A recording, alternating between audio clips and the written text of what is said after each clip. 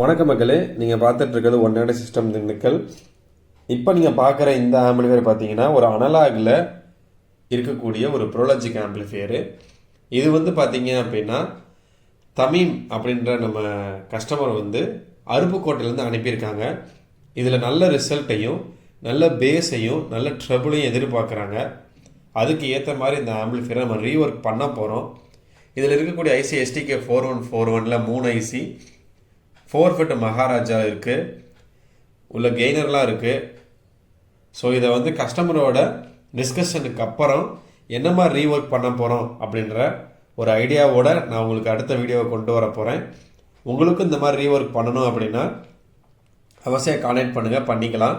5.1 2.1 புதுசும் செஞ்சுக்க முடியும். தாராளமாக தரமாக சிறப்பாக ஹெவியாக நீங்கள் எதிர்பார்க்குறதுக்கு மேலே ரிசல்ட் கொடுக்க முடியும்.